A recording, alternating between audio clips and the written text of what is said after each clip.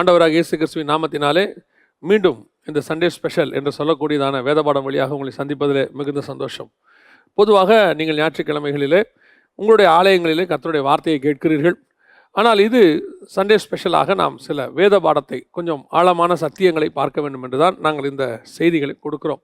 இது ஒரு ஞாயிற்றுக்கிழமை ஆராதனையில் கொடுக்கக்கூடியதான ஒரு சுவிசேஷ செய்தி அல்ல, கொஞ்சம் வேத பாடம் போல தான் இருக்கும். அப்படி தான் நம்ம செய்திகளை கொடுத்து கொண்டிருக்கிறோம். இது அப்படிப்பட்டவர்களுக்கு தான் புரியவும் செய்யும். ஆகவே தான் இந்த மாதிரி செய்திகளை நாங்கள் உங்களுக்கு கொடுக்க வேண்டும் என்று விரும்புகிறோம். இன்றைக்கி கூட இப்போ நம்ம அப்படிப்பட்ட ஒரு செய்தி தான் பார்க்க போகிறோம். என்ன அப்படின்னு கேட்டிங்கன்னா, மத்தேயு சுவிசேஷம் 1ஆம் அதிகாரத்தில் இயேசு கிறிஸ்துனுடைய வம்ச வரலாறு இருக்குது. இந்த 1ஆம் அதிகாரத்தை நம்ம முழுவதுமாக தியானிக்கிறதுக்கு ரொம்ப வருஷம் ஆகும். ஏன்னா ஒவ்வொரு வசனத்துக்குள்ளேயும் ஒரு ஆவியானவர் ஒரு ரகசியத்தை வச்சுருக்கிறாரு. அந்தந்த ரகசியத்துக்குள்ளே நம்ம கடந்து போய் முடியறதுக்குள்ளேயே அது முடியாது. அது அவ்வளோ விஷயங்கள் இருக்குது. இன்றைக்கி இந்த விஷயத்தை நான் படிச்சுக்கிட்டு இருக்கும்போது இதை நான் அதிகமாக தியானிப்பேன், இந்த 1ஆம் அதிகாரத்தை. அப்படி தியானிக்கும் போது இதில் ஒரு விஷயம் இருக்கிறது. என்ன அப்படின்னு கேட்டிங்கன்னா, இதில் 5 ஸ்திரீகளை குறித்து சொல்லப்பட்டிருக்கிறது. அதாவது 1ஆம் வசனத்திலிருந்து 16வது வசனம் வரைக்கும் 5 ஸ்திரீகளை குறித்து சொல்லப்பட்டிருக்கு. அதில் 4 ஸ்திரீகளுடைய பெயர் இருக்கிறது, ஒருத்தியுடைய பெயர் இல்லை. மொத்தம் 4 பேருடைய பேர் இருக்குது, ஒருத்தவங்களுடைய பேர் அதில் இல்லை. ஸோ இந்த 5 பேரை குறித்து, குறிப்பாக அந்த 4 பேர் இருக்குது பார்த்தீங்களா, இவர்களை குறித்து தான் நாம் இன்றைக்கி தியானிக்க போகிறோம். ஏன் இவ்வளோ ஒரு 42 தலைமுறை குறித்து சொல்லப்பட்டிருக்கிறது? இதில் ஏன் இந்த பர்டிகுலராக 4 பேர் மட்டும் பெயர் கொடுக்கப்பட்டிருக்கு? அதுக்கு பின்னாடி இருக்கிற விசேஷம் என்ன? நீங்கள் அநேக சத்தியங்கள் இதில் கேட்டிருக்க முடியும். இதில் நீங்கள் கேட்காத சில காரியங்களை ஆவியானவர் உங்களுக்கு உணர்த்துவார் என்று நான் கர்த்தருக்குள் நம்புகிறேன். நாம் ஒரு ஜெபத்தோடு கூட நாம் இந்த செய்திக்குள்ளே கடந்து போகிறோம். சர்வ வல்லமையுள்ள எங்கள் தகப்பனே, இந்த அருமையான நேரத்திற்காக உமக்கு ஸ்தோத்திரம்.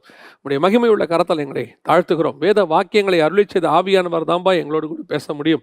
நீர் தான் எங்களுக்கு விளக்கங்களை தர முடியும். ஆவியானவரை, சகல சத்தியத்துக்குள்ளே நடத்துகிறவரே, இந்த நாளிலும் இப்பொழுதும் நீர் சத்தியத்துக்குள்ளே நடத்த வேண்டுமே நாங்கள் செபிக்கிறோம். அறியாத ரகசியங்களை, புதைந்திருக்கிற பொக்கிஷங்களை எங்களுக்கு எடுத்து தருவீராக. வானத்தின் மன்னாவை பிட்டு எங்களுக்கு தரும்படி நாங்கள் செபிக்கிறோம். அதை உட்கொண்டு ஆண்டவரே, நாங்கள் இடத்துல சந்தோஷமாய் கலிகூற கர்த்தர் கிருபை பாராட்டுவீராக. மகிமையுள்ள கரத்தில் தாழ்த்துகிறோம். நீர் பேசும், நீர் இடைவிடும். எங்கள் ஆண்டவர் இயேசுவின் நாமத்தில் பிதாவே, ஆமென். இந்த இயேசு கிறிஸ்துவினுடைய வம்ச வரலாறுல 4 ஸ்திரீகளை குறித்து நாம் பார்க்கிறோம். அதில் முதலாவதாக தாமாரை குறித்து பார்க்கிறோம். இந்த தாமார் ஏன் இந்த இடத்துல வராங்க, ஏன் அவங்க பேர் கொடுக்கக்கூடிய அளவுக்கு இது என்ன அவ்வளோ விசேஷம் அப்படிங்கிறதான் நம்ம இப்போ பார்க்க போகிறோம். தாமாரை குறித்து நாம் பார்க்கும்பொழுது 38ஆம் அதிகாரம் ஆதியாகமத்தின் புஸ்தகத்தில் இவர்களை குறித்து நாம் வாசிக்கிறோம். இவங்க 38ஆம் அதிகாரத்தில் இவங்களை பற்றி நிறைய விஷயங்கள், அந்த அதிகாரம் முழுக்க யூதாவுக்கும் தாமாருக்கும் நடுவில் நடக்கிறதான சம்பவங்கள் தான் கொடுக்கப்பட்டிருக்கிறது. இந்த தாமாரை பற்றி இந்த இடத்துல அநேக காரியங்கள் சொல்லப்பட்டிருந்தாலும் கூட ஒரு சில முக்கியமான விஷயங்களை குறித்து தான் நான் உங்களோடு கூட பகிர்ந்து கொள்ள விரும்புகிறேன். இந்த தாமார் யூதாவினுடைய மருமகளாக இருக்கிறார்கள். சில விஷயங்களை நாம் இங்கே படிக்கும்போது, உலக பிரகாரமாய் படிக்கும்போது அது தவறாக போகும். ஆனால் அதனுடைய ஆழமான சத்தியங்களுக்குள்ளே நீங்கள் கடந்து போகும்போது தான் அதனுடைய உண்மைத்தன்மை உங்களுக்கு தெரியும். இந்த யூதா யார் அப்படின்னு கேட்டிங்கன்னா, சேஷ்டபுத்திர பாகத்துக்குரியவர் இல்லையே. அவங்க 4வது தானே யூதா, லேயாளுக்கு 4வதாக பிறந்தானே யூதா. ஆமாம், உண்மைதான். அதில் முதல்ல நீங்கள் பார்த்தீங்கன்னு சொன்னால், ரூபன் தகப்பன் மஞ்சத்தில் ஏறினதுனாலே அவன் சேஷ்டபுத்திர பாகத்தை இழந்து போகிறான். யாக்கோபு அவன் நிமித்தம் துக்கப்படுகிறான். அடுத்து சிமியோன், லேவி, இவங்க 2 பேரும் ஒரு குற்றமில்லாத ரத்தத்தை அல்லது ஒரு மனுஷனை கொன்று போடுகிறார்கள் அவருடைய தீராள் விஷயத்தில். அதனால் அவங்க 2 பேரை குறித்தும் அவன் வருத்தப்படுகிறான். யூதாவை குறித்து தான் அவன் முதலாக புகழுகிறான். சகோதரால் புகழப்படுகிறவன் நீயே என்று சொல்லி யூதா தான் அதற்கு பிறகு 4வது பையன் தான் சேஷ்டபுத்திர பாகத்துக்கு வருகிறான். அதிலிருந்து தான் இஸ்ரவேலுடைய கோத்திரத்தினுடைய கணக்கு தொடங்குகிறது. இதை நம்ம இன்னும் உறுதிப்படுத்தணும்னு சொன்னீங்கன்னா, 7ஆம் அதிகாரம் வெளிப்படுத்தின விசேஷம் 1 முதல் 8 வசனத்தில் 12 கோத்திரங்கள் இருக்கு. இந்த 12 கோத்திரங்களில் முதலாவதாக எது வருதுன்னு கேட்டிங்கன்னா, யூதா கோத்திரம் வருது. அந்த யூதர்கள் தான் கடைசியாக முதன்மையானவர்களாக இருப்பார்கள், சேஷ்டபுத்திர பாகத்தில் இருப்பார்கள். இன்றைக்கும் நீங்கள் பார்த்தீங்கன்னா, இஸ்ரவேல் அப்படிங்கிற தேசத்தை எடுத்துக்கிட்டிங்கன்னா யூதர்கள் தான் நம்ம சொல்கிறோம் அவங்கள. அதாவது அவங்க 12 கோத்திரம் இருக்குது உள்ள, ஆனாலும் நம்ம வேறு எந்த கோத்திரத்தையும் மென்ஷன் பண்ணுறதில்ல, யூதர்கள் தான் மென்ஷன் பண்ணுறோம். இன்றைக்கும் இஸ்ரவேலர்கள் யூதர்கள் அப்படி தான் நம்ம சொல்கிறோம். காரணம் என்னென்னா, சேஷ்டபுத்திர பாகம் அவங்ககிட்ட வந்துட்டதுனால இஸ்ரவேலுங்கிற நாடும் அந்த ஜனங்களும் யூதர்கள் என்கிற பெயராலே குறிக்கப்படுகிறார்கள். இது அங்கே வந்ததான ஒரு விஷயம். இந்த யூதா கிட்ட நல்ல குணாதிசயங்கள்லாம் இருக்குது. யோசேப்பை அடிக்கும் போது அவர் செய்த காரியங்கள்லாம் இருக்குது. ஆனால் யூதா ஒரு இடத்துல வழிமாறி போகிறார். வழிமாறி போய் அவர் கானானிய ஸ்திரியை போய் திருமணம் செய்கிறார். அதே 38ஆம் அதிகாரத்தில் நீங்கள் வாசிக்கும் போது, யூதா போய் ஒரு கானானிய ஸ்திரியை, சுவா என்னும் பேருள்ள ஒரு கானானிய குமாரத்தியை கண்டு அவளை விவாகம் பண்ணி அவளோடு கூட சேர்ந்தான். 38:2 அங்கே அவர்களுக்கு பிள்ளை பிறக்கிறது. அந்த 3 பிள்ளைகள் பிறக்கிறது. அந்த 3 பிள்ளைகளிலே முதல் 2 பிள்ளைகள் கர்த்தரால் கொலை செய்யப்படுகிறார்கள். கர்த்தர் அவர்களை அடித்தார்னு இருக்கு. காரணம் என்னன்னா, முதல் பையன் பொல்லாங்கானாக இருந்தான். கர்த்தருக்கு முன்பாக அவன் பொல்லாதவனாக இருந்தான். அவனுடைய பாவம் என்னவென்று சொல்லப்படவில்லை. ஆனால் பொல்லாதவனாக இருந்தான். கர்த்தர் அவனை அடித்தார். ரெண்டாவது, யூதாவுடைய சந்ததி வர வேண்டும். இந்த யூதாவுடைய சந்ததி வருவதற்கு ரெண்டாவது பையன் அது அவளோடு கூட சேருகிறான். ஆனால் சேரும்போது சேர்ந்தால் இது தன்னுடைய சகோதரனுடைய சந்ததியாகத்தான் இருக்கும், தன் பேர் விளங்காது என்று சொல்லி அவனும் ஒரு தவறான காரியத்தை செய்யும் போது அவனையும் கர்த்தர் அடித்தார் என்று சொல்லி பார்க்கிறோம். இதனால் யூதா பயந்து தன் மருமகளை தன் தாய் வீட்டுக்கு அனுப்பிவிடுகிறார். அனுப்பிவிட்டு, நீ அங்கேயே இரு, என்னுடைய சின்ன பையன் இருக்கிறான், அவன் வளர்ந்து வந்த பிறகு உனக்கு நான் அவனை தருகிறேன். அன்னைக்கு யூத முறைப்படியில் ஒருவேளை கணவன் இறந்துட்டா தம்பியோ அண்ணனையோ கல்யாணம் பண்ணி கொடுக்கறதுங்கிறது ஒரு முறையில் இருந்திருக்கு. இன்றைக்கும் அந்த முறைகள் இருக்குது. ஒரு இள வயது விதவை இருக்கிறார்கள், அல்லது அண்ணன் இறந்து விட்டால் தம்பிக்கு திருமணம் செய்து கொடுக்கிறது இங்கேயும் இருக்கிறது. சில இடங்களில் அதை நாம் பார்க்கிறோம்.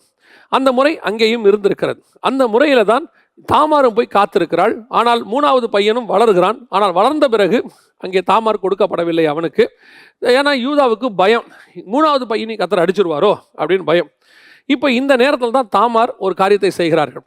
அதாவது யூதாவுடைய சந்ததி தாமார் நினைத்திருந்தால், நல்லா கவனிச்சுக்கொள்ளுங்க, தாமார் நினைத்திருந்தால் யூதாவுக்கு பதிலாக, அவன் பிள்ளையை கொடுக்காததுக்கு பதிலாக தன் தகப்பன் தாயை விட்டு பேசி எனக்கு வேறொரு திருமணம் செய்து வைக்க. ஏன்னா அன்றைக்கி மறுமணம் அங்கே இருக்கிறது, மறுமணம் அங்கே செய்கிறது யூதர்களுக்குள்ளே இருக்குது, இஸ்ரவேலுக்குள்ளே இருக்கிறது.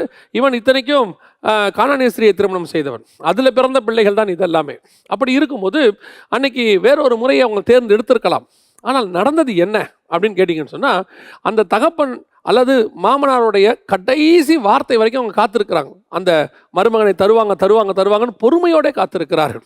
அந்த பொறுமையோடு காத்திருக்கும் போது மாமனார் அவளுக்கு தன் மகனை தராது போனபடினாலே இப்பொழுது அவள் ஒரு காரியத்தை செய்கிறாள். இந்த காரியம் எல்லாருக்கும் பார்க்கிறதுக்கு கொஞ்சம் கேட்கிறதுக்கு கொஞ்சம் தவறாக இருக்கும். அவள் ஒரு வேசியை போல வேஷம் மாறி அவள் என்ன செய்கிறார், ஒரு நீரூற்று அண்டையில் போய் உட்காருகிறாள் என்று 14வது வசனம் சொல்லுகிறது. நீரூற்றுக்கு முன்பாக உட்கார்ந்தாள் அப்படின்னு இருக்கு. இப்போ யூதா அங்கே போகிறார். யூதா செய்த காரியங்கள்லாம் நல்லா கவனிங்க. யூதா கானானிய ஸ்திரியை திருமணம் செய்தது முதல் தவறு. ஏன்னா புறஜாதியாருக்குள்ளே பெண் கொள்ளக்கூடாது, அது இஸ்ரவேலுக்குள்ளே இருக்குது. அவர் முதல் தவறு. இத்தனைக்கும் அவர் சேஷ்டபுத்திர பாகத்தை உடையவர். ஏன்னா அவருடைய சந்ததியில் தான் இயேசு வரணும், நம்ம அதை மறந்துடக்கூடாது. அந்த சந்ததியில் இயேசு வரணும். அதற்கு பிறகு அவர் 2 பிள்ளை மறுத்தணும், 3வது பிள்ளையை தந்திருக்க வேண்டும். ஏன்னா சந்ததி நிற்கிது, யூதா கோத்திரத்தில் இயேசு வரணும், யூதாவுடைய அடுத்த சந்ததி வரணும்னா அவன் பையனுக்கு குழந்தை பிறக்கணும். அந்த சந்ததி வராதபடிக்கு யூதாவே தடுத்து கொண்டு நிற்கிறார். யூதாக்கு என் சந்ததி வளரலையேங்கிற பயம் இல்லை, இருக்கிறதும் போயிடக்கூடாதுன்னு அவர் விரும்புகிறாரு ஒழிய, அவர் என்ன நினைக்கிறாருன்னா இன்னொரு என்னுடைய பையனுக்கு வேறொரு பொண்ணை கொடுக்கலான்னு யோசனை இருந்தாரோ என்னமோ நமக்கு தெரியாது பாருங்களேன்.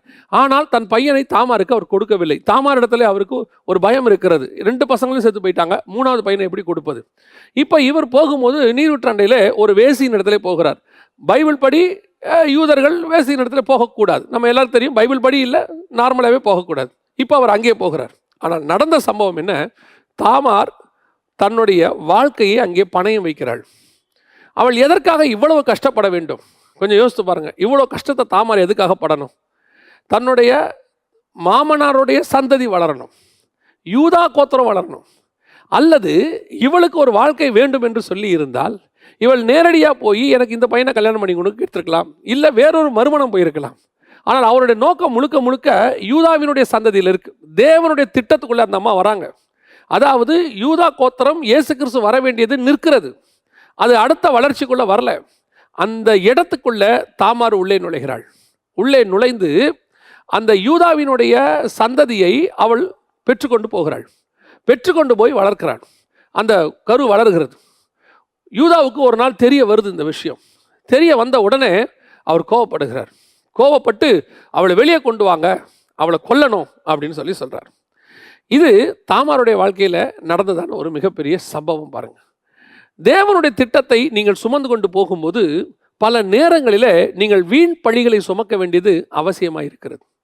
சில நேரங்களில் அதான் வசனம் சொல்லுது, சிலர் பொய்யாய் உன்மேல் பழியை சொன்னாலும் நீ களி கூற வேண்டுமா. ஒரு பாட்டே இருக்குது, ஒரு பரிசுத்த வாட்டி பாடின பாட்டு, அது வசனத்தில் உள்ள பாட்டு தான்.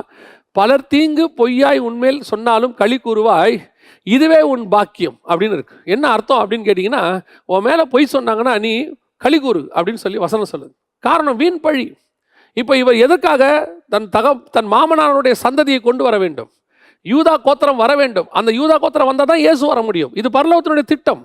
இந்த பரலோகத்தினுடைய திட்டத்தை நிறைவேற்றுவதற்கு இவள் எப்படி இருக்கிறாள்? வேஷம் மாறி, வேசியாக வேஷம் மாறி. யோசித்து பாருங்க, ஒரு வேசியா வேஷம் மாறணும், கையும் களவுமா பிடிச்சாங்கன்னா என்ன ஆகும் தெரியுமா? கல்லெறிஞ்சு கொண்டு போடுவாங்க, கொண்டே போடும். இப்போ யூதா என்ன சொல்றாரு? அவளை வெளியே கொண்டு வாருங்கள். அவர் சொல்ற வார்த்தை என்ன?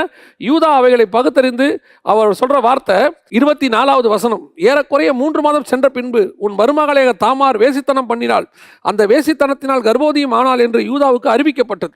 அப்பொழுது யூதா அவளை வெளியே கொண்டு வாருங்கள், அவள் சுட்டரிக்கப்பட வேண்டும் என்றாள்.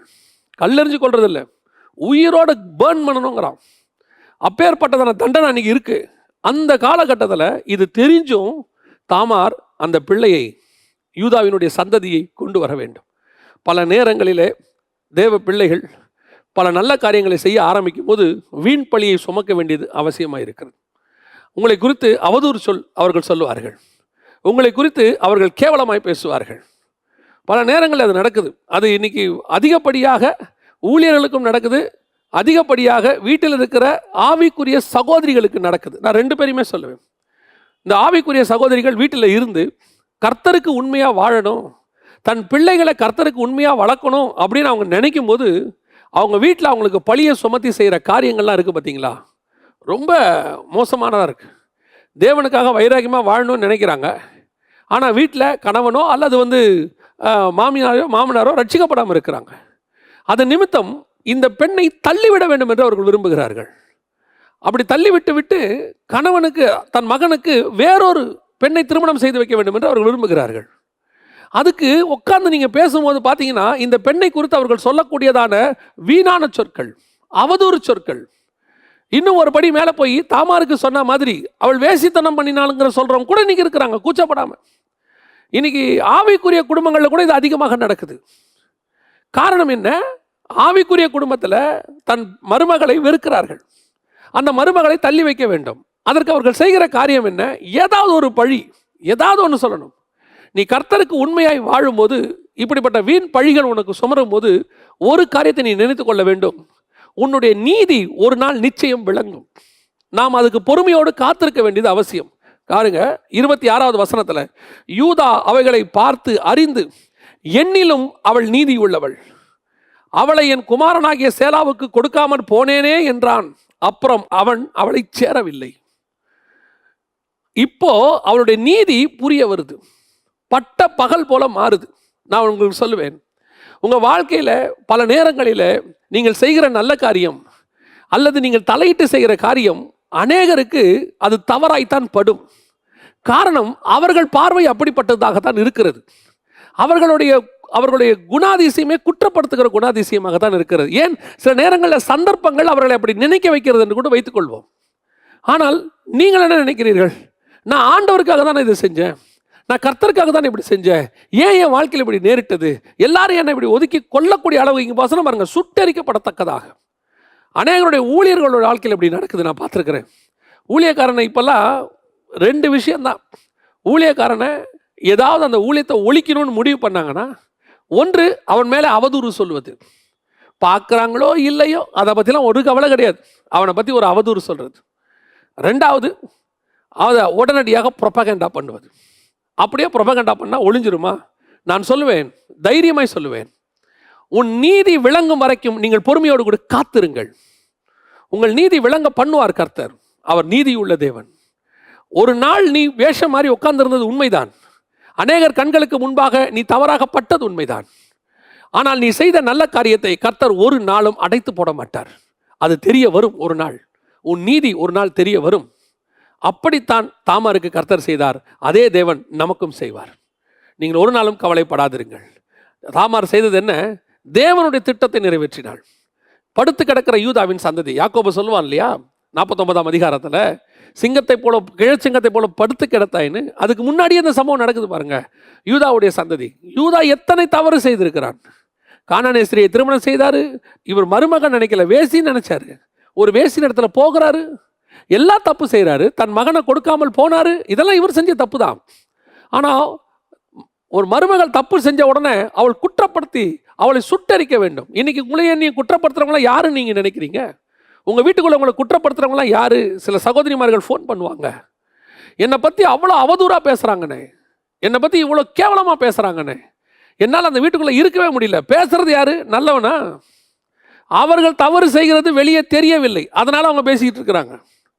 அதனால் தெரிஞ்ச இவங்கள உடனே பழிய தூக்கி போடுறது. எங்கடா இவங்க நம்மளை பற்றி வெளியே சொல்லிடுவாங்களோன்னு முன்னாடியே பழிய தூக்கி போடுறது.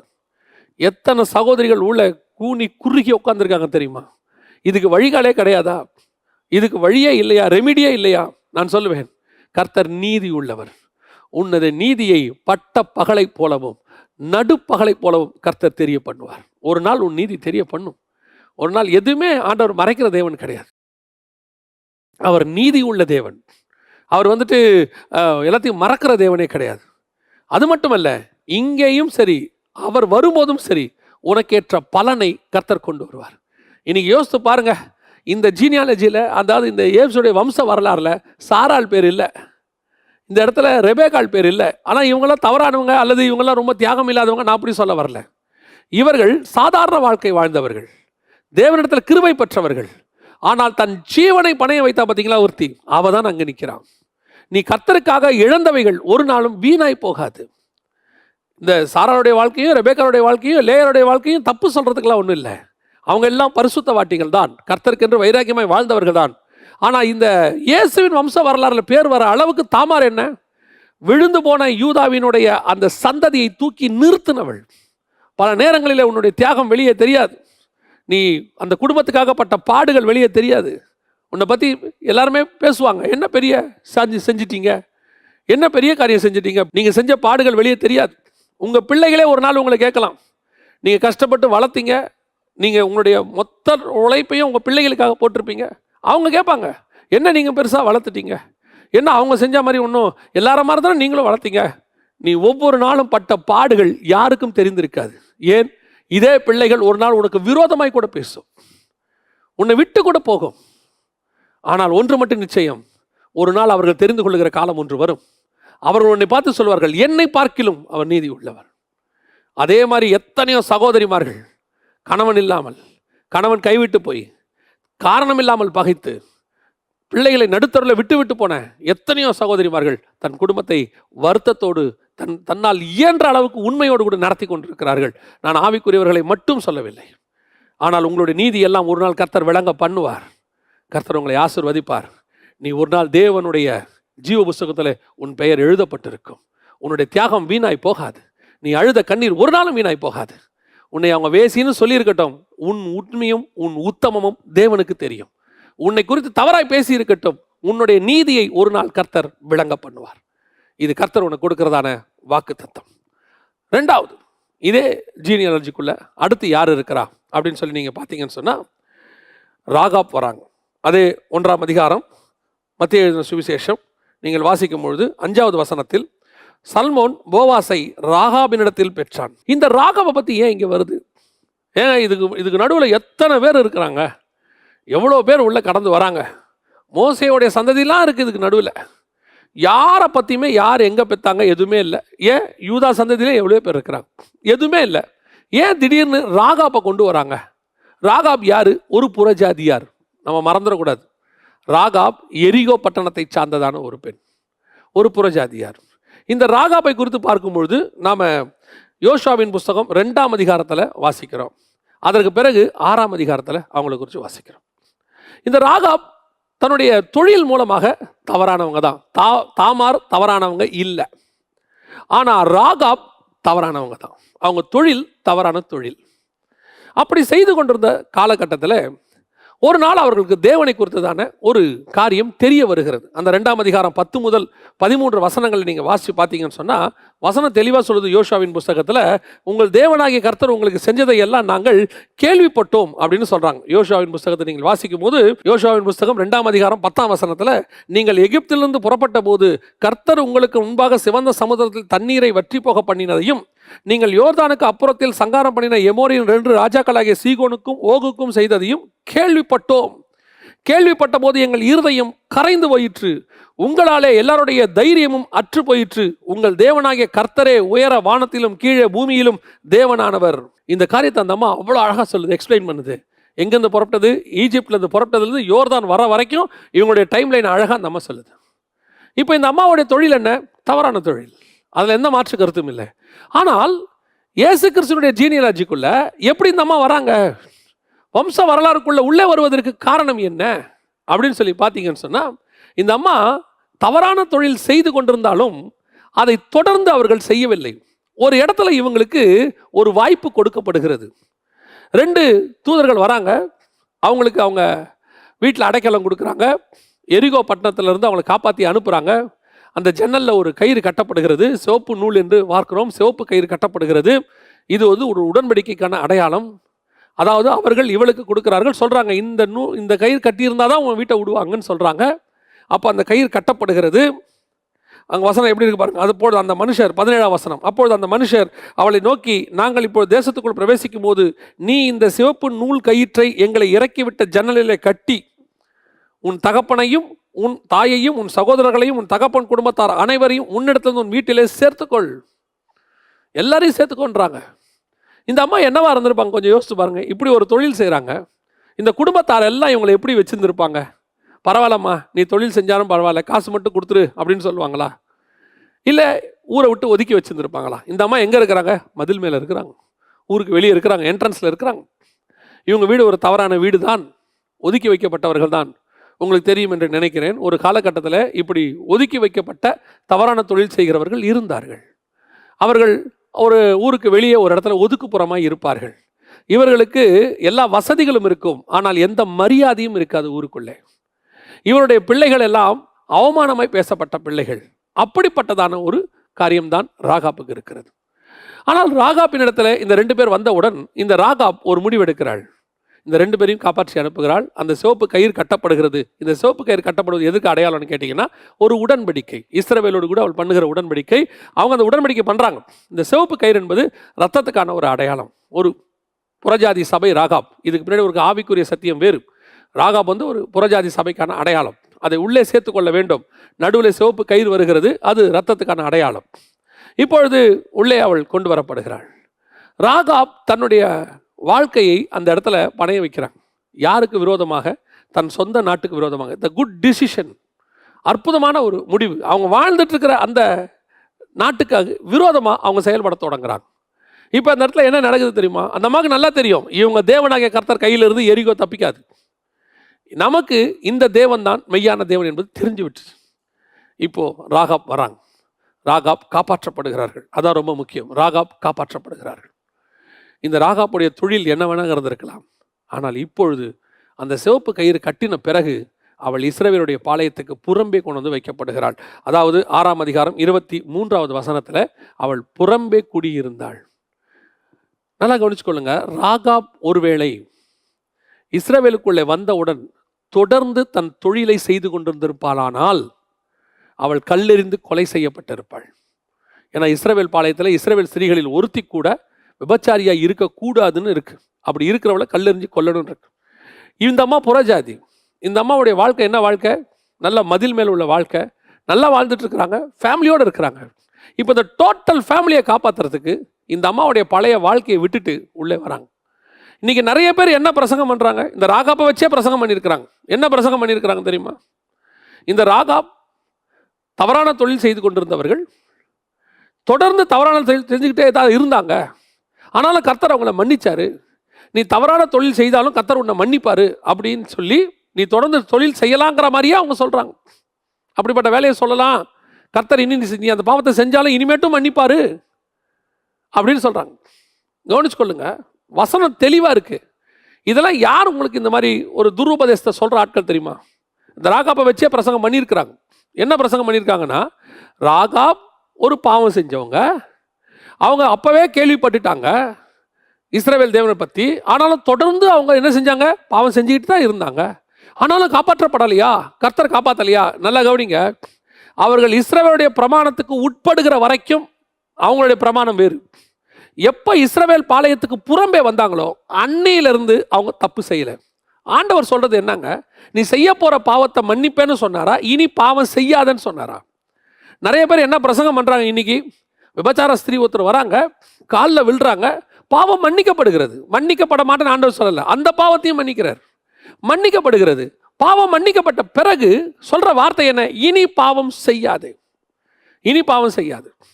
ஆண்டவர் இன்னைக்கு எப்பேற்பட்ட பாவியையும் மன்னிக்க வல்லமை உள்ளவராக இருக்கிறார். கவனிச்சு கொள்ளுங்க, இனி பாவம் செய்யக்கூடாது, அதில் எந்த மாற்று கருத்தும் இல்லை. யாராவது சொல்றதை கேட்டுக்கிட்டு நீங்களும் இனிமேட்டு இந்த தப்பு மட்டும் சொல்ல, எந்த தப்புமே செய்ய போற பாவத்துக்கும் கர்த்தர் மன்னிப்பு கொடுத்துட்டாருன்னு பிரசங்கம் பண்றாங்க. அதாவது பாவ மன்னிப்பு ரிசர்வ்ல இருக்கு, ரிசர்வேஷன்ல இருக்கு, நீங்க எப்போ வேணாலும் பாவம் பண்ணிக்கங்க, உங்களுக்கு மன்னிப்பு ரெடியா இருக்குன்னு பிரசங்கம் பண்றாங்க. அது தவறு, அவர் தவறான உபதேசம். இனி பாவம் செய்யக்கூடாது, அதுதான் சரியான உபதேசம். ஆனால் ராகாப்பை குறித்து நாம் பார்க்கும்போது கர்த்தர் கொடுக்குற ஒரு வாய்ப்பு என்ன, நீ எரிகோவில் என்ன வேணா இருந்துட்டு போ, எரிகோ கூட நீ எப்படி வேணா இரு, நான் உன்னை கொண்டு வந்து பாளையத்துக்கு புறம்பே வைக்கிறேன், நீ அந்த இடத்துல உண்மை உள்ளவளா இரு, ஒரு நாள் வரும் உன்னை பாளையத்திற்கு நடுவே நான் கொண்டு போவேன். பாளையத்துக்கு நடுவே அவள் குடியிருந்தாள். 25வது வசனம் சொல்லுது, பாளையத்திற்கு நடுவே அவள் குடியிருந்தாள் அப்படின்னு இருக்கு. அப்ப என்ன அர்த்தம், நல்லா கவனிச்சு கொள்ளுங்க. பாளையத்துக்கு அவள் புறம்பே வருவதற்கு என்ன காரணம், எரிகோ மேல இருந்த வரைக்கும் உன் வாழ்க்கை வேறு, உன்னுடைய பழைய வாழ்க்கை வேறு. இப்ப நீ இருக்கிற வாழ்க்கை என்ன, பழைய வாழ்க்கையை நீ தொடர்ந்து மெயின்டைன் பண்ணிட்டு இருக்கிறியா, இல்ல அந்த பாவத்தை மறுமயமா செஞ்சுட்டு இருக்கிறியா, கர்த்தர் உன்னை தண்டியாமல் விடார். ஆனால் கர்த்தர் எதிர்பார்க்கறது என்ன அப்படின்னு கேட்டீங்கன்னு சொன்னா, தொடர்ந்து அல்ல, இத்தோட அந்த பாவத்தை விட்டு விட வேண்டும், இனி நீ பாவம் செய்யாதே, அவ்வளவுதான் கர்த்தர் சொல்றது.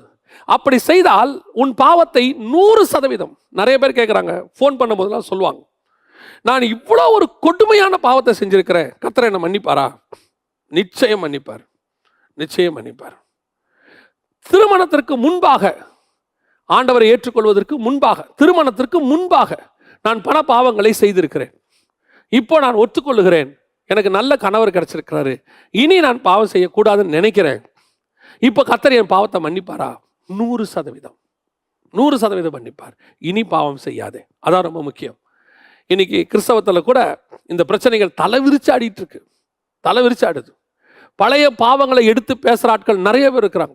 இந்த ஃபேஸ்புக்குன்னு ஒன்று வந்துச்சு பார்த்தீங்களா, இது இருக்கிறதுலே மிகவும் ஆபத்தான ஒரு ஆப்பு. நான் அடிக்கடி சொல்லுவேன். காரணம் என்ன, கர்த்தர் பழையவைகளை எல்லாம் மறந்துட்டார், அதான் பழையவைகள் எல்லாம் ஒளிந்து போயின, அதான். ஆனால் ஃபேஸ்புக் என்ன செய்யுது, பழசையெல்லாம் திருப்பி கொண்டாடுது. ஒரு வருஷத்தில், அந்த வருஷம் எனக்கு ஞாபகம் இல்லை, 2015 14 ஏதோ ஒரு வருஷத்தில் யூஎஸில் அதிக டிவோர்ஸுக்கு காரணம் எதுன்னு கேட்டால் ஃபேஸ்புக் வந்த புதுசில். என்ன காரணம் அப்படின்னு கேட்டிங்கன்னா, அந்த பழைய காரியங்கள் அவங்க வச்சுருந்ததான எல்லாத்தையும் ஷேர் பண்ண தொடங்கினாங்க, எல்லாத்தையும் ஷேர் பண்ணுறாங்க. அப்படி பண்ணும்போது என்ன ஆகுது, பழைய வாழ்க்கையை ஒழித்து விட்டு, பாவத்தை ஒழித்து விட்டு புதிய வாழ்க்கையை தொடங்குறாங்க. புதிய வாழ்க்கையை தொடங்கி அவங்க குடும்பம் நடத்திக்கிட்டு இருக்கும்போது அந்த பழைய காரியங்களை எடுத்துக்கொண்டு வந்து போடுறாங்க. போடும்போது என்ன ஆகுது, இந்த புதிய வாழ்க்கையில் இருக்கக்கூடிய கணவனுக்கோ மனைவிக்கோ அது தர்ம சங்கடத்தை ஏற்படுத்துறது மாத்திரமல்ல, அதனால குடும்பம் பிரிகிற நிலைமைக்கு வந்துடுச்சு. இந்த மாதிரி புது வாழ்க்கை வாழ்ந்து கொண்டிருக்கிறவர்களுக்கு சொல்லுகிறேன், பழையவைகள் எல்லாம் ஒளிந்து போயின, எல்லாம் புதுசாச்சு. இதுல ஒருத்தர் யாருமே குற்றப்படுத்துறதுக்கு ஒன்றும் இல்லை. இங்க nobody is perfect. அதான் சொல்லுவாங்க, every saint have a sin past. அதாவது ஒவ்வொரு பரிசுத்தவானுக்கும் பாவமான ஒரு இறந்த காலம் இருக்கும், ஒவ்வொரு பாவிக்கும் ஒரு பரிசுத்தமான எதிர்காலம் இருக்கும். நம்ம யாரையுமே குற்றப்படுத்தக்கூடாது. இன்னைக்கு நீ பரிசுத்தவான இருக்கிற, உன் கூட இருக்கிறவங்கள சொல்லுவ, நீங்க ஒரு காலத்துல பாவின்னு, நீங்க ஒரு காலத்துல பரிசுத்தவானா? உங்கள் பாவத்தை கர்த்தர் மன்னிக்கலையா? ஆனால் இன்னைக்கு என்ன நடக்குது, பழைய பாவங்களை கிளறி 10 வருஷத்துக்கு முன்னாடி நீ என்ன பண்ண, 15 வருஷத்துக்கு முன்னாடி என்ன பண்ண. சில மனைவிகள் கணவனை 10 வருஷத்துக்கு முன்னாடி உங்க வாழ்க்கையில் இருந்தது யாரா இருந்தா என்ன, ஒளிந்து போயிற்று.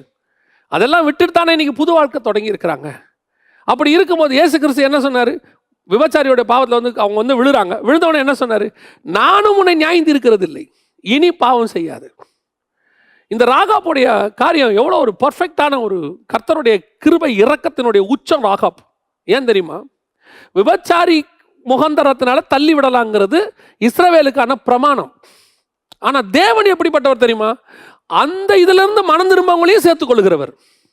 நீ தேவ மனுஷனா இருந்தா, அல்லது தேவனுடைய பிள்ளையா இருந்தா, நீ ஒரு தேவ மனுஷியா இருந்தா, ஒருவேளை உன் கணவனோ உன் மனைவியோ அப்படிப்பட்ட பாவத்தில் விழுந்து விட்டு மீண்டும் வந்து மன்னிப்பு கேட்டால், நீ மன்னிப்பதற்கு தயாராக இருந்தால் தான் இயேசுவின் சுபாவம் உனக்கு இருக்கு. கிறிஸ்துவினுடைய சாயலாய் நான் இருக்கிறேன், கிறிஸ்துவின் சுபாவம் எனக்கு வருது அப்படின்னு நீ சொல்றீன்னா, அல்லது அந்த பிரதிபலனை எதிர்பார்க்கிறேன்னா, அல்லது அவர் இருக்கிற இடத்துக்கு நீ போகணும்னு விரும்பினா, அவருக்குரிய சுபாவம் உனக்கு வரணும். நீ விபச்சார முகாந்திரத்தினால உன்னை தள்ளிவிடலான்னு இயேசு சொல்லியிருக்கிறாரு. நான் பாவம் செஞ்சுட்டேன்னு கணவனையோ மனைவியோ நீ தள்ளிவிட முயற்சி பண்ணால் நீ நியாயப்பிரமாணத்தின்படி தான் இருக்கிற. கிறிஸ்துவின் சுபாவத்துக்கு இன்னும் வரல. கிறிஸ்துவின் சுபாவம் எப்படிப்பட்டது தெரியுமா? விபச்சாரியையும் மன்னிப்பது, அவங்களுக்கு மறுவாழ்வு கொடுக்குது. பாருங்க, ராகாபுக்கு மறுவாழ்வு கொடுத்து அந்த மறுவாழ்வில் இயேசுவே வராரு. இப்பேற்பட்டதான ஒரு அன்பின் தேவன். அந்த அன்பு உனக்குள்ள வரணும், நமக்குள்ள வரணும். பல நேரங்களில் இங்கே யாருமே, திருப்பியும் சொல்கிறேன், நோபடி இஸ் பர்ஃபெக்ட் ஹியர். இந்த பூமியில் இருக்கிற யாருமே நான் பர்ஃபெக்ட் அப்படின்னு சொல்லவே முடியாது. எல்லாருக்கும் ஒரு பாவமான மறைவான வாழ்க்கை, ரகசிய வாழ்க்கை ஒன்று இருந்திருக்கும். அதிலிருந்து உன்னை என்னை மீட்டு எடுத்ததுனால தான் இன்றைக்கி நம்ம இதெல்லாம் பேசிக்கிட்டு இருக்கோம். ஆனால் அடுத்தவங்களுக்கு வரும்போது நீ குற்றப்படுத்தி அதை தள்ளி விட்டு அவர்களை ஒன்றுமில்லாமல் செய்ய வேண்டும். நான் சொல்கிறேன், அதே நேரத்தில் இப்படிப்பட்ட பாவத்திலிருந்து வந்தவர்கள் தொடர்ந்து இந்த பாவத்தில் இருக்கக்கூடாது.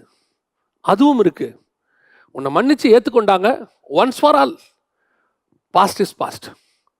சிலர் மன்னிப்பை அவங்க எப்படி எடுத்துக்கிறாங்க அப்படின்னா, ஒரு ஆப்ளிகேஷன் எடுத்துக்கிறாங்க. அவங்க மன்னிப்பை ஒரு எக்ஸ்கியூஸ் நம்ம கொடுக்கறத அவங்க எப்படி எடுத்துக்கிறாங்க அப்படின்னு கேட்டிங்கன்னு சொன்னால், அடுத்த பாவம் செய்யறதுக்கான ஒரு வாய்ப்பாக எடுத்துக்கிறாங்க. அதுவும் தப்பு. உன் மனைவி மன்னிச்சிருக்கிறாங்க, உன் கணவன் உன்னை மன்னிச்சிருக்கிறாரு, உன் தாய் தகப்பன் உன்னை மன்னிச்சிருக்கிறாங்க, உன் பெற்றோர் உன்னை மன்னிச்சிருக்கிறாங்க அப்படின்னா அது கர்த்தர் உன் மேல் வைத்த கிருபை. திருப்பி சேர்த்துக்கிட்டாங்க. இளையகுமாரன் வந்தாச்சு.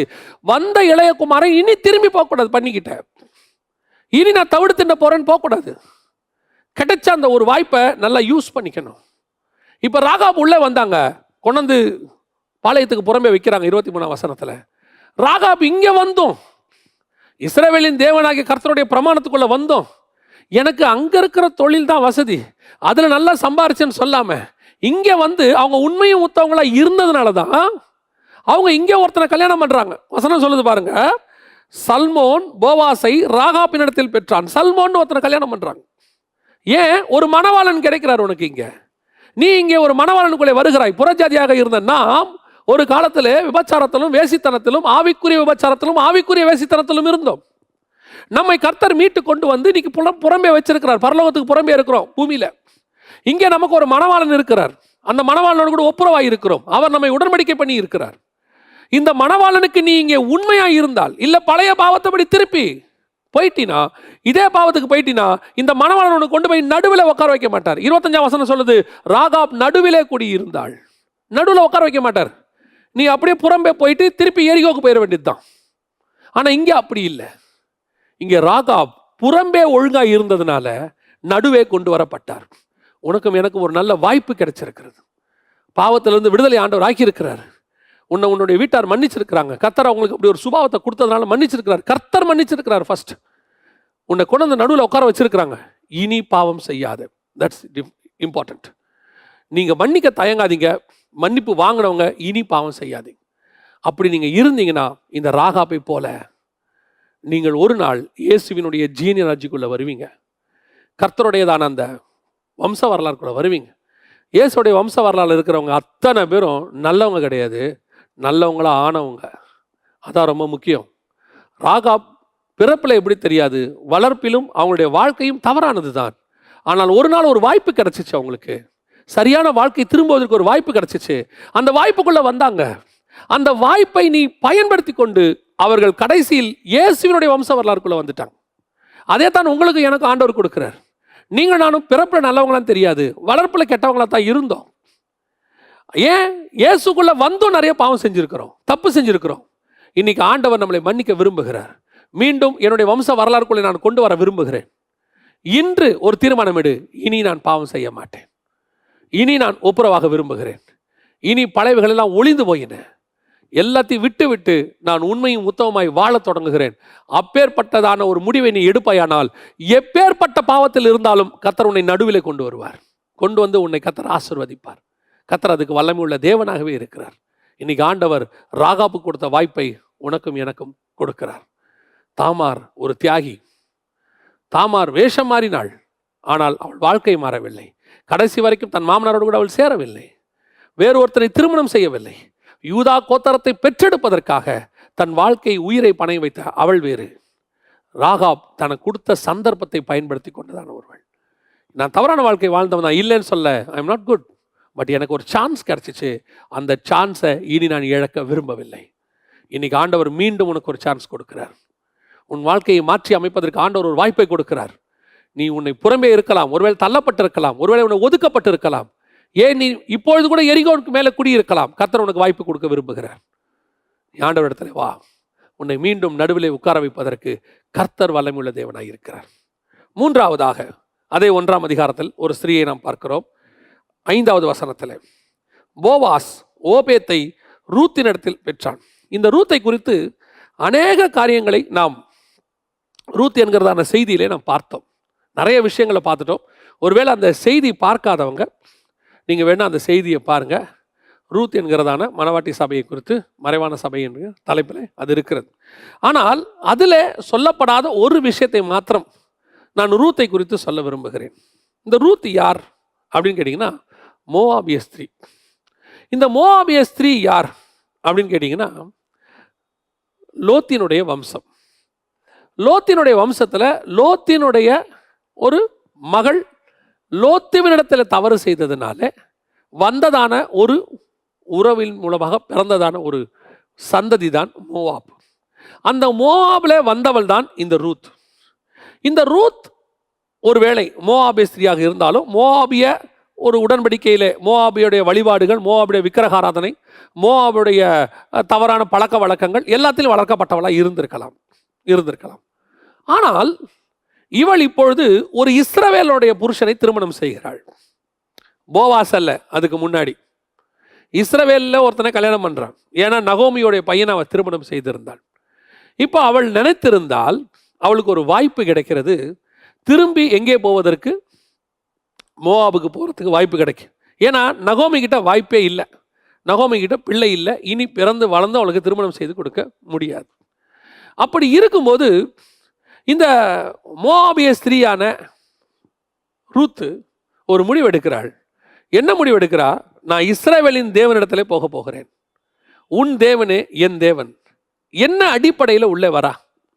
நம்ம இதை பற்றி நிறைய பார்த்துருக்குறோம். இங்கே பார்க்காத ஒரு விஷயத்தை தான் நான் உங்களுக்கு சொல்ல விரும்புகிறேன். இந்த மோவாப் என்பது இதே இஸ்ரவேலுக்கு தொடர்புடைய ஒரு சந்ததி தான். ஆபிரகாமுடைய ஒரு தம்பியோடைய சந்ததி தான். அங்கே யார்? லோத்து. அப்படி இருக்கும்போது அந்த தம்பினா அந்த தம்பியோடைய பையன் லோத்து, அந்த சந்ததி தான். அந்த சந்ததியில் இருக்கக்கூடியதான இவங்களும் ஒன்றும் ஒரு சிஸ்டர் கன்சென்ட் நம்ம சொல்கிற மாதிரி ஒரு அடுத்த சந்ததி தான். ஆனால் இந்த சந்ததி மீண்டும் வருவதற்கு ரூத்து பல முயற்சி செய்கிறாங்க. அவங்க வராங்க, உள்ளே வந்துட்டாங்க. ரூத் செய்த பாவம் என்ன? இந்த சந்ததி கெட்டு போனது லோத்தினுடைய பிள்ளைகளால். ஆனால் ரூத்து உண்மை உள்ளவள். ஒரு புருஷனுக்கு வாழ்ந்து அவள் விதவையான பிறகு அவள் எந்த தவறும் செய்யாமல் இனி தனக்கு வாழ்க்கையே இல்லை, கைம்பெண், இளம்பெண், அவ கைம்பெண். அப்படி இருக்கும்போது அவள் இந்த வாழ்க்கையை தேடி வருகிறாள். பரவாயில்ல, ரெடி டு அக்செப்ட். இஸ்ரவேலின் தேவனுக்காக இதை அக்செப்ட் பண்ணி கொள்றாங்க. பரவாயில்ல, இருக்கட்டும், வாழ்க்கை போனால் போது, நான் மாமியாரோட கூட போகிறேன். இந்த வரும்போது இவகிட்ட நான் பார்த்த ஒரு மிக முக்கியமான விஷயம் என்னென்னா, இந்த மோவாபுடைய சந்ததி தவறான சந்ததி, அதில் இருக்கிற நல்லவள் ரூத். ரூத்துக்கிட்ட நல்ல குணாதிசயங்கள் இருக்கு. இன்னைக்கு நாம் இன்னைக்கு இருக்கிற மருமகள்கள்கிட்ட பார்க்க முடியாத பல நல்ல குணாதிசயங்களை ரூத்தின் இடத்துல பார்க்க முடியும். அப்படி இருக்கும்போது ரூத் ஒரு தவறான தாத்தா பாட்டி, நம்ம இப்படி வேணா வச்சுக்கலாம், அவங்களுக்கு பிறந்த ஒரு நல்ல பேத்தி, ஒரு நல்ல மகள். இப்போ இவள் இந்த இடத்துக்கு வரும்போது கர்த்தர் அவளுக்கு தயை பாராட்டுகிறார். அவள் போன இடத்துலலாம் சக்ஸஸ். போவாஸ் இடத்துல போகும்போது சக்ஸஸ் ஆகுது, அவள் ஒரு வயல்வெளிக்கு போகும்போது சக்ஸஸ் ஆகுது, எல்லாமே சக்ஸஸ். காரணம் என்ன? எனக்கு இதை படிக்கும்போது ரொம்ப ஆச்சரியப்பட்டு தோண இன்னொரு சம்பவம் ஞாபகத்தில் இருக்கு. இதே மாதிரி ஒரு சம்பவம் கானானிய ஸ்திரியை பற்றி பார்க்குறோம். மத்தேயு 15ஆம் அதிகாரம் 22வது வசனத்தில் கானானிய ஸ்திரீ தன் மகளுக்காக வந்து நிற்கிறாள். மகளுக்காக வந்து நிற்கும் போது கானானிய ஸ்திரீ யாரு? அவள் காமுடைய சந்ததியான கானான், அவருடைய கானானுடைய சந்ததியில் வந்தவ தான் இந்த கானானிய ஸ்திரீ. ஆனால் கானான் தப்பு செய்யாதவன். நல்லா நீங்கள் புரிஞ்சுக்கணும். நோவாவுடைய பையனில் காம் தான் தப்பு செஞ்சார். காம் தான் நோவாவுடைய நிர்வாணத்தை பார்த்தவர். ஆனால் நோவா சபிச்சது யாருன்னா காம் அல்ல, பையனை இல்லை, பேரனை. காரணம் என்னன்னா, காம தேவன் ஆசீர்வதிச்சிட்டார். தேவன் ஆசீர்வதிச்சவனை கர்த்தர் மனுஷன் சபிக்க முடியாது. அதனால இப்போ என்ன நடக்குதுன்னா, நோவா தெளிவாக பேரனை சபிக்கிறார், நெக்ஸ்ட் ஜெனரேஷனை சபிச்சிடறார். இப்போ கானானை பொறுத்த வரைக்கும் யோசித்து பாருங்க, அப்பயே கானான் பிறந்துட்டான், அப்பயே அவனுக்கு பேரெல்லாம் வச்சுட்டாங்க. இப்போ இந்த கானான் தாத்தாவை எப்படி பார்ப்பான்? அவன் என்ன நினைப்பான்? தாத்தா எங்கள் அப்பா தப்பு செஞ்சார் நியாயம், நீ சபிச்சிருந்தா எங்கள் அப்பாவை தானே சபிக்கணும். ஆனால் நீ என்ன சபிச்சியே, நான் என்ன தப்பு பண்ணேன்? நான் ஒரு தப்பும் செய்யலையே. இன்றைக்கி கூட சில தாத்தா பாட்டிங்க தன்னுடைய பிள்ளைகள் செய்த தப்பினால பேர பிள்ளைகளை ஒதுக்கி வச்சுருப்பாங்க. சிலர் பிள்ளைகள் தப்பு செஞ்சாலும் பேர பிள்ளைகளை சேர்த்துப்பாங்க, பேர பிள்ளைகள் வரும்போது மன்னிச்சு சேர்த்துப்பாங்க, அது வேற விஷயம். ஒரு சிலர் பேர பிள்ளைகளை ஒதுக்கி வச்சுருப்பாங்க. அவங்க வாழ்க்கை அப்படியே தாத்தா பாட்டியே இல்லாமல் போகும். தாத்தா பாட்டி அன்பே கிடைக்காது, போனாலும் சேர்த்துக்க மாட்டாங்க. ஏன்னா அப்பா அம்மா செஞ்ச தப்பு. அதே நிலைமை தான் இந்த கானானுக்கு. கானான் என்ன நினைப்பான்? எங்கள் அப்பா தப்பு செஞ்சாருப்பா, நான் என்ன பண்ணேன்? இப்போ அந்த வம்சத்தில் வந்த கானானே ஸ்திரீ, இப்போ அவ குழந்தை என்னவா இருக்கு? அங்கே ஒரு அகப்பட்டிருக்கு பிசாசினால். இப்போ அவள் இயேசுக்கு முன்னாடி நிற்கிறான். இயேசுக்கு முன்னாடி நிற்கும் போது இவ யாருன்னு கேட்டால், அப்பா செஞ்ச தப்பை சுமந்துக்கிட்டு நிற்கிற சந்ததி. எங்கள் அப்பா தப்பு செஞ்சார் காம், நாங்கள் அந்த சந்ததிக்காரங்க அந்த சாபத்தை வாங்கிக்கிட்டோம், காரணம் எங்கள் அப்பாவோட. நான் இங்கே நிற்கிற இயேசு கிறிஸ்து யாரு? நான் சொல்கிறது மத்திய 15. இயேசு யாரு? பிள்ளைகளுடைய பாவத்தை சுமக்க வந்த தகப்பன். இந்த கானானே ஸ்திரீ அப்பாவுடைய பாவத்தை சுமந்து கொண்டு நிற்கிற மகள். இந்த இயேசு பிள்ளைகளுடைய பாவத்தை சுமக்க வந்த அப்பா. ரெண்டு பேரும் மீட் பண்றாங்க இந்த இடத்துல. அதனால தான் கர்த்தர் சொல்றாரு, உன் விசுவாசம் பெரியது. ஏன்? நான் பிள்ளைகளுக்காக அடி வாங்க வந்திருக்கிறேன், நீ உங்க அப்பாவுக்காக வந்து எங்கிட்ட நிற்கிற, உங்க அப்பா பாவத்தை சுமந்துட்டு வந்து எங்கிட்ட நிற்கிற. எல்லாருடைய பாவத்தை சுமக்கிற நான் உன் பாவத்தையும் சுமக்க போகிறேன். இதே நிலைமை தான் ரூத்துக்கு. ரூத் யாரு? தாத்தா பாட்டி செஞ்ச தப்பு, ஆனா அவ நல்லவ, அவ இஸ்ரவேலின் தேவன் அன்பா இருக்கிறான். கர்த்தர் பார்த்தாரு, உன் சந்ததி செஞ்ச தப்பு 10 தலைமுறைக்கு இருக்கும், ஆனா 11ஆவது தலைமுறையில் உன்னை நான் சேர்த்துக்கிறேன். நீ அந்த சந்ததியில நல்லவளாக இருக்கும்போது, நீ நல்லவளாக இருக்கும்போது உன் சந்ததியினால் வரக்கூடியதான எந்த சாபமும் உன்மேல் வராதபடிக்கு கர்த்தர் உன்னை வேறு விரிப்பார்.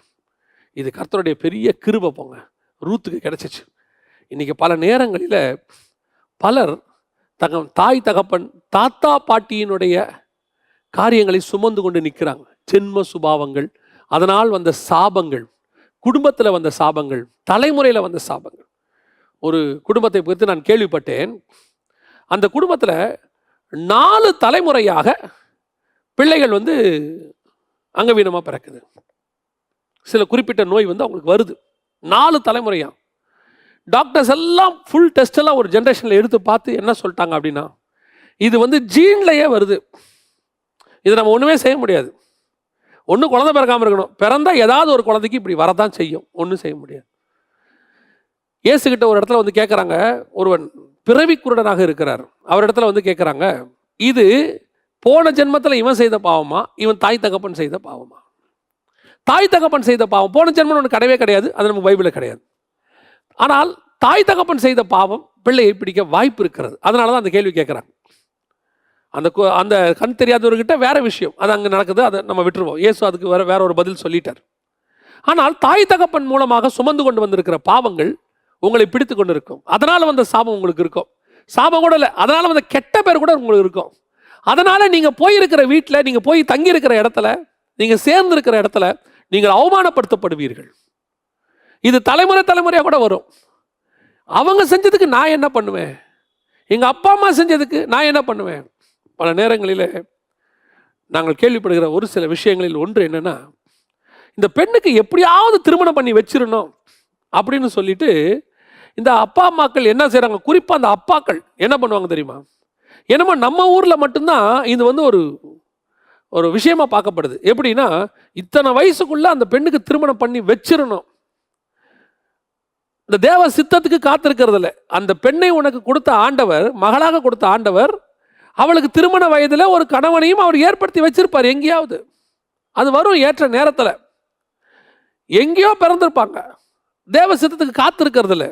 ஆச்சு 21 வயசு ஆச்சு, 22 ஆச்சு, 23 ஆச்சு, உடனே கிடைக்கிற யாராவது ஒருத்தரை போட்டு, சரி அப்படி போத்து ஒரு தேவ சித்தம் இல்லாத ஒரு நான் பிலிவரை, இல்லை பிலிவராக இருந்தாலும் தேவ சித்தம் இல்லாத ஆளை பிடிச்சி சேர்த்து வைக்கிறது. சேர்த்து வைக்கும் போது கூட இவங்க செய்கிற பெரிய தப்பு என்னென்னா, ஃபால்ஸ் ஹோப் நிறைய கொடுக்குறாங்க. அப்படி பண்ணுறேன், இப்படி பண்ணுறேன்.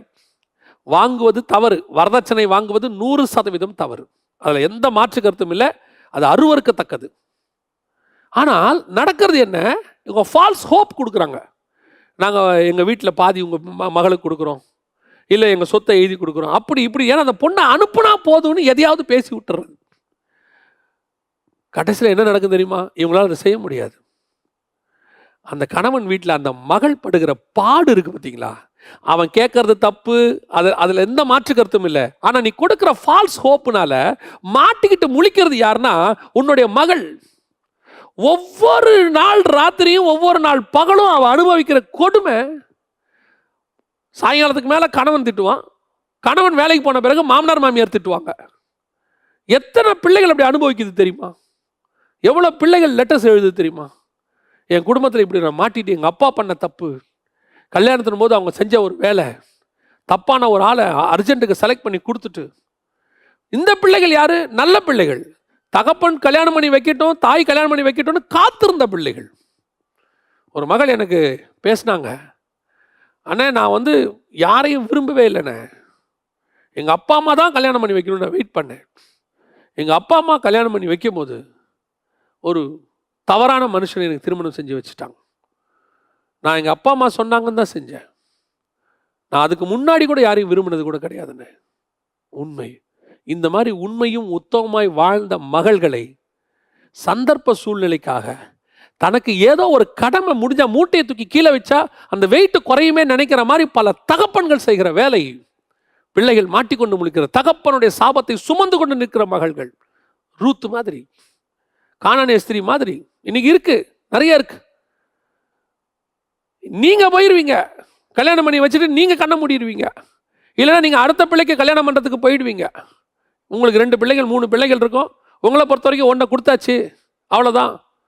எனக்கு தெரியும், ஒரு 4 மகள்கள் உடையதான ஒரு தகப்பன் பண்ண வேலை, ஆவிக்குரிய தகப்பன் பண்ண வேலை. 4 மகள்கள், வேற வழி இல்லை, கல்யாணம் பண்ணி கொடுத்துடணும் அப்படின்னு ஒரு முடிவு அவருக்கு. அதில் கொண்டு போய் நல்லா படித்த பிள்ளைய, நல்ல ஆவிக்குரிய பிள்ளைய, ஒரு படிக்காத, ஒரு எழுத்தறிவு இல்லாத, அதுவும் அது கூட பரவாயில்ல, ஒரு மனுஷத்தன்மை இல்லாத, ஒரு ஆவிக்குரிய அனுபவம் இல்லாத சொந்தக்காரன் ஒருத்தன் கையில் கொண்டு கொடுத்துட்டாரு. வந்து கேட்டாங்கன்னு கொடுத்துட்டாரு. அந்த மகள் படுகிற பாடு இருக்கு பாருங்க,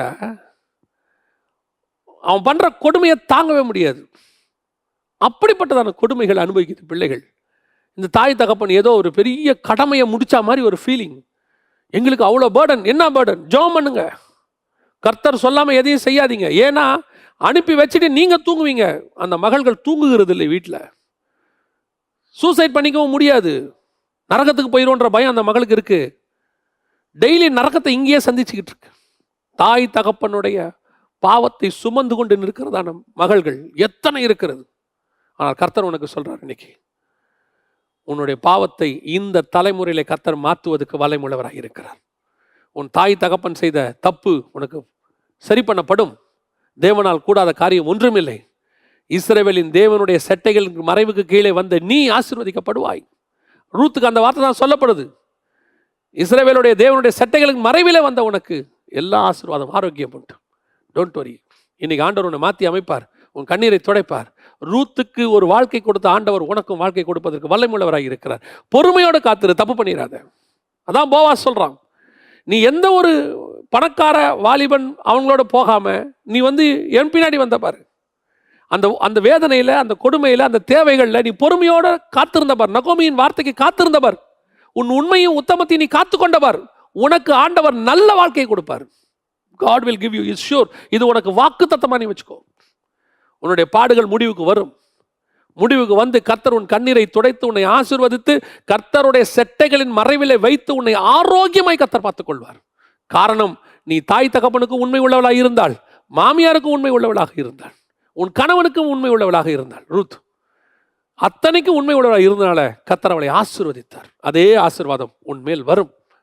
கர்த்தர் உன்னை ஆசீர்வதிக்க வல்லமை உள்ளவராக இருக்கிறார். இவ்வளோ பாடுகளுக்கு மத்தியில் ரூத் உண்மை உள்ளவளாக இருந்ததுனால எங்க வந்துட்டா தெரியுமா? இஸ்ரவேலுடைய தேவனுடைய வம்சத்துக்குள்ள வந்துட்டா. தேவனை பெற்றெடுக்கிற வம்சத்துல வந்துட்டா. அதே மாதிரி கர்த்தர் உன்னையும் அந்த வம்சத்துக்குள் கொண்டு வருவார். கடைசியாய் ஒரு ஸ்திரீயை குறித்து நாம் பார்த்து முடிக்க போகிறோம். மத்தேயு எழுதின சுவிசேஷம் 1ஆம் அதிகாரம் 16வது வசனம். யாக்கோபு மரியாளுடைய புருஷனாகிய யோசேப்பை பெற்றான், அவளிடத்தில் கிறிஸ்து எனப்படுகிற இயேசு பிறந்தார். இந்த மரியாளை குறித்து அநேக காரியங்களை, அற்புதமான காரியங்களை நான் பேசியிருக்கிறோம், அநேக செய்திகளில் பேசியிருக்கிறோம். கானாவூர் கல்யாணத்தில் குறித்து, இந்த வெளிப்பாடுகளை குறித்து பேசும்போது மரியாளுடைய அற்புதமான செயல்பாடுகள், அவங்களுக்கு ஈக்குவலாக அந்த இடத்துல யாருமே இருக்க முடியாது. அதான் நான் சொல்லுவேன், பழைய ஏற்பாட்டில் ஒரு ரெபேக்காள் என்றால் புதிய ஏற்பாட்டில் மரியாள். அவ்வளோ ஒரு பூரண ஸ்திரீ. ஆனால் அவர்கள் தேவன் கிடையாது, அதில் அவர்கள் கடவுள் கிடையாது, அதில் எந்த மாற்று கருத்தும் இல்லை. அவர்கள் மரியாதைக்குரியவர், வணக்கத்துக்குரியவர் அல்ல, வழிபாட்டுக்குரியவர் அல்ல. ஆனால் இந்த மரியாள் இவ்வளவு பெரிய லிஸ்ட்டில் 42 தலைமுறையில் இயேசுவே வந்து அங்கே பிறக்கிறார், இயேசுவே வந்து பிறக்கிறார். அதுக்கு அந்த அம்மாவுடைய வாழ்க்கை, அதில் எந்த மாற்று கருத்தும் இல்லை. ஆனால் அவங்ககிட்ட இருந்த 2 முக்கியமான விஷயம், அதை மாத்திரம் நான் சொல்லிட்டு நான் ஜோமனி முடிக்க விரும்புகிறேன். முதலாவது என்ன அப்படின்னு கேட்டிங்கன்னு சொன்னால், மரியாள் இந்த விஷயத்தை ஏற்றுக்கொள்ளுகிறார்கள். ஏற்றுக்கொண்ட பிறகு, அதாவது கர்ப்பத்தை ஏற்றுக்கொள்ளுகிறார்கள். ஏற்றுக்கொண்ட பிறகு தேவ திட்டம், இது பரலோகத்தினுடைய ஹெவன்லி பிளான் வருது, அதை அவங்க அக்செப்ட் பண்ணிக்கொள்கிறாங்க.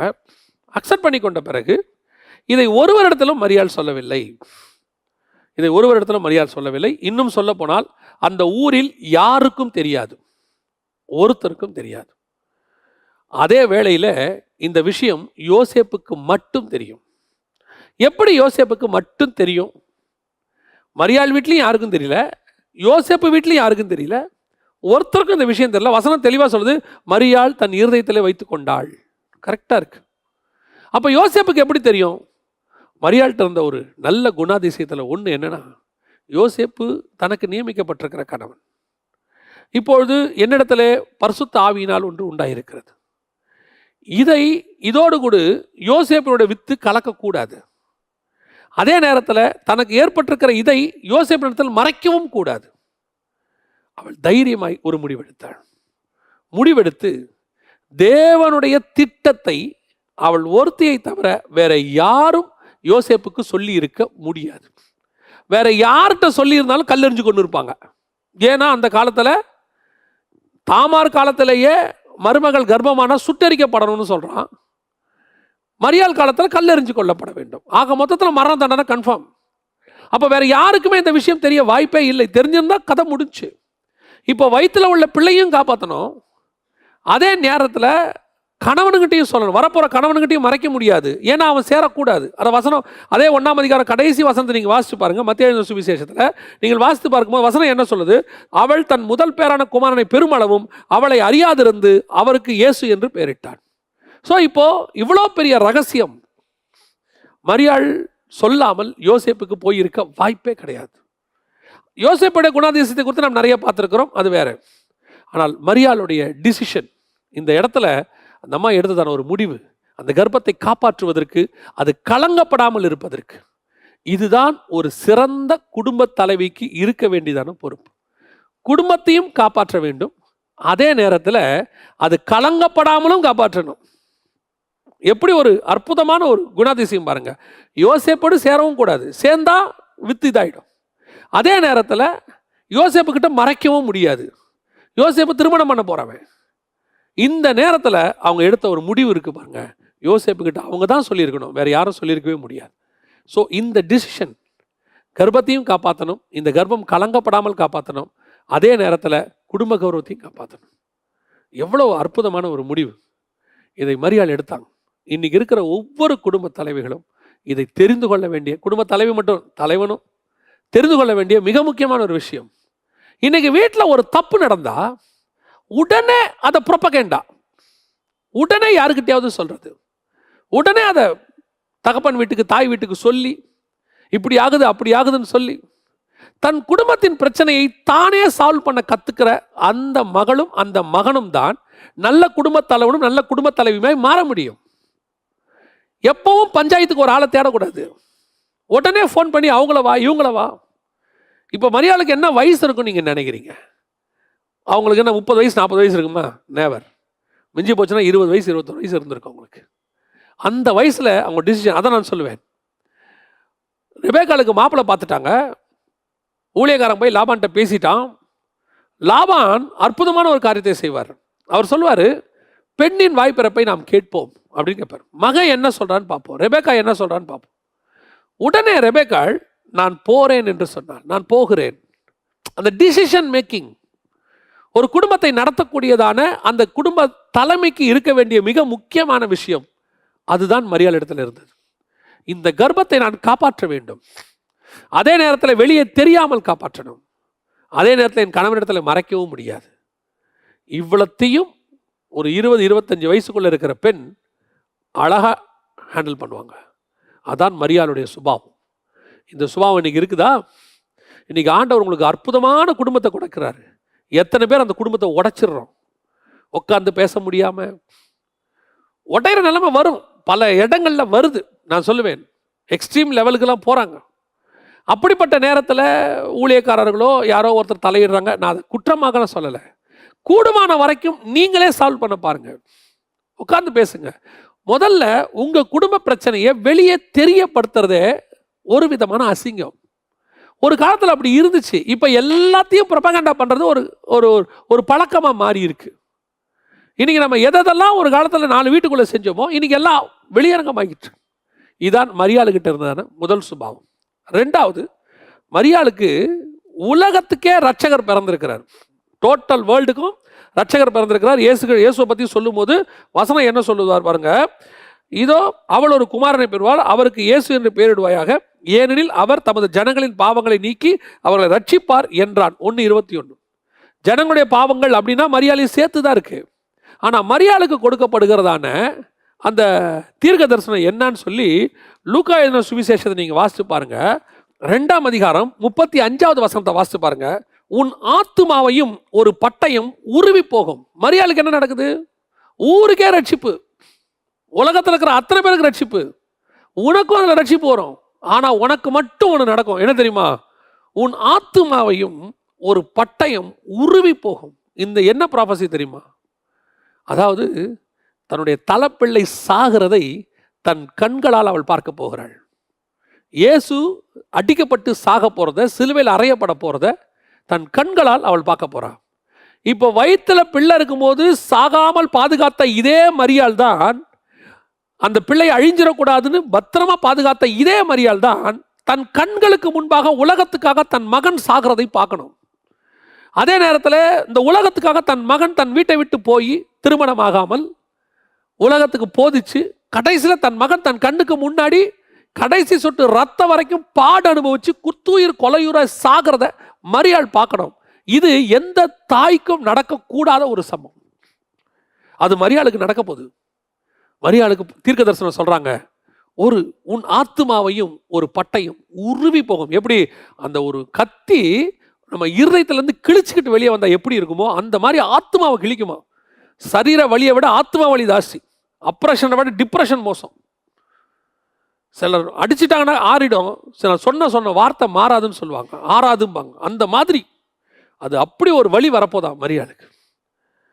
இந்த வலியை சகித்து கொள்ள தொடங்குகிறவர்கள் தான் இந்த ஜீனியாலஜிக்குள்ள வரணும்.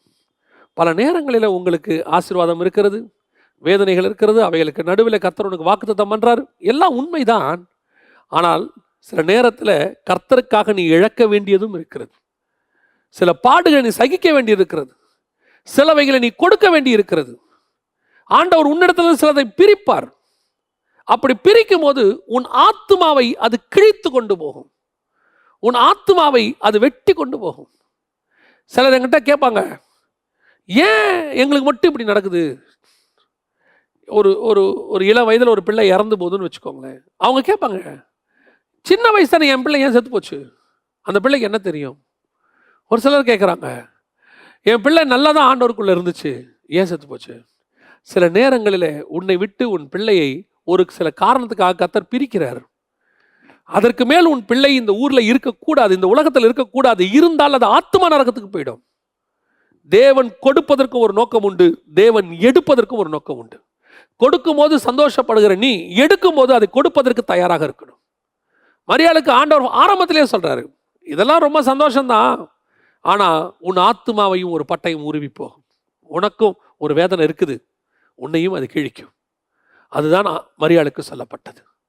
அந்த வேதனையை மரியாள் பொறுத்து கொண்டாள். அந்த வேதனையை கண் கூட பார்க்குறாங்க, சிலுவையில் மகன் தொங்குறது. அந்த இடத்துல தான் இதோ உன் மகன் அவங்களுக்கு ஒரு ஆறுதலை கொடுத்து யோவானை கொடுக்குறாரு. அதுக்கப்புறம் அவங்க ஆண்டவர் விட்டு போல. சிலர்லாம் என்ன பண்ணுறாங்கன்னு கேட்டிங்கன்னா, சில மரணம் நடக்குது, மனைவியோ கணவனோ பிள்ளைகளோ அண்ணனோ தம்பியோ தங்கச்சியோ பிரிஞ்ச உடனே அத்தோட ஆண்டவர் விட்டு அவங்க போயிடுறாங்க.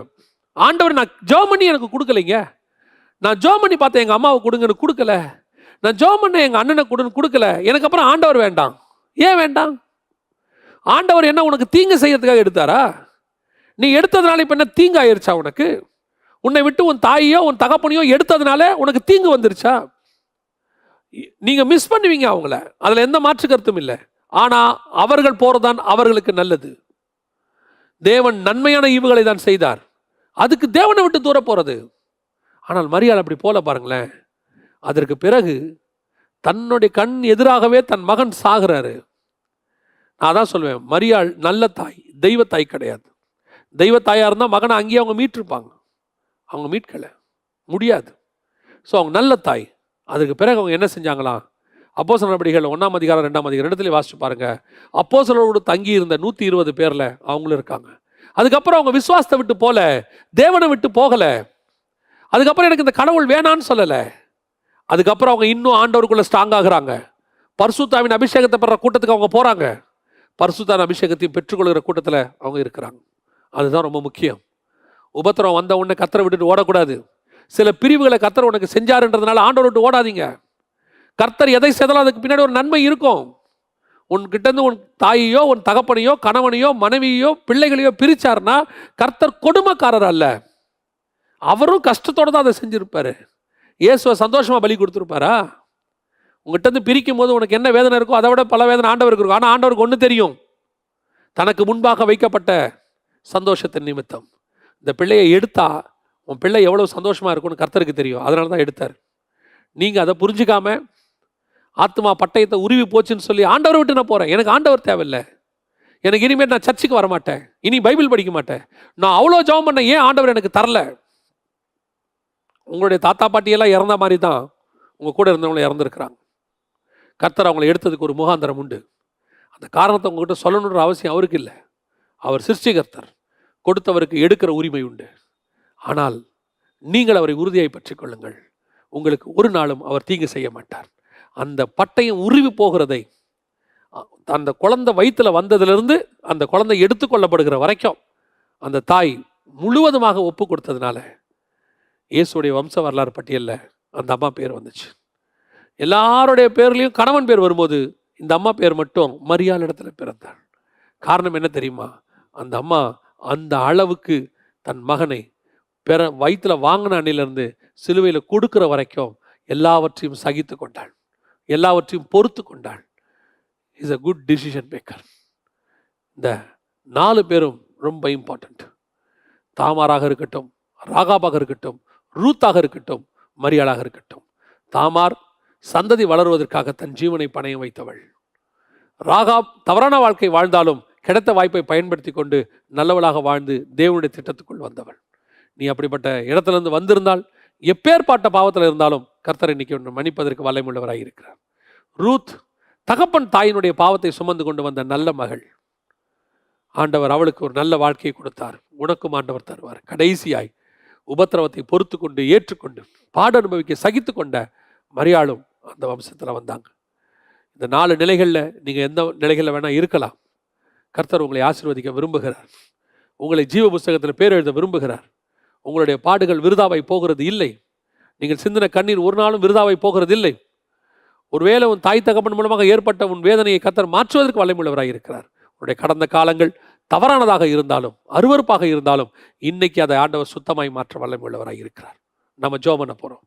சர்வ வல்லமை உள்ள எங்கள் தகப்பனே, அருமையான நாளுக்காக உமக்கு நன்றி. உடைய மகிமையுள்ள கரத்தில் தாழ்த்துகிறோம். இங்கே நிற்கிற நாங்களோ கேட்கிற யாரோ ஒருத்தர் கூட இங்கே ஆண்டவரே பூரண பரிசுத்தவான்கள் கிடையாது. Nobody is perfect Lord. ஆனால் எங்களை உம்முடைய வம்சத்துக்குள் கொண்டு வருவது உம்முடைய கரத்தில் இருக்க ஆண்டவரே. எங்கள் பலவீனங்களை பார்க்காதபடிக்கு எங்கள் மேல் வைத்த கிருபை, நீர் எங்கள் பலவீனங்களை பார்க்காதபடிக்கு எங்கள் மேலே வைத்த அன்பு, எங்களை உம்முடைய ஜீவ புஸ்தகத்தில் உங்கள் லிஸ்ட்டில் எங்களை கொண்டாந்துருச்சுப்பா. எத்தனையோ பேருக்கு இந்த ஸ்லாக்கியம் கிடைக்காம போச்சு. சாதாரணமாக வாழ்ந்தவங்களுக்கு இந்த வாழ்க்கை கிடைக்கல. கர்த்தருக்காக ஏதோ செஞ்சவங்களுக்கு தான் இந்த காரியம் கிடைச்சு. அதே லிஸ்ட்டில் நாங்களும் வரப்போகிறதுக்காக ஸ்தோத்திரம். ஒவ்வொருத்தரையும் ஆசீர்வதியும். கண்ணீரோடு பாடுகள் மத்தியில் ஜெபித்து கொண்டிருக்கிற ஒவ்வொரு சகோதரனுக்காக நான் ஜெபிக்கிறேன். கர்த்தர் ஆசீர்வதிப்பீராக. மகிமையுள்ள கரத்தில் தாழ்த்துகிறோம் எங்கள் ஆண்டவர் இயேசுவின் நாமத்தில் பிதாவே, ஆமென்.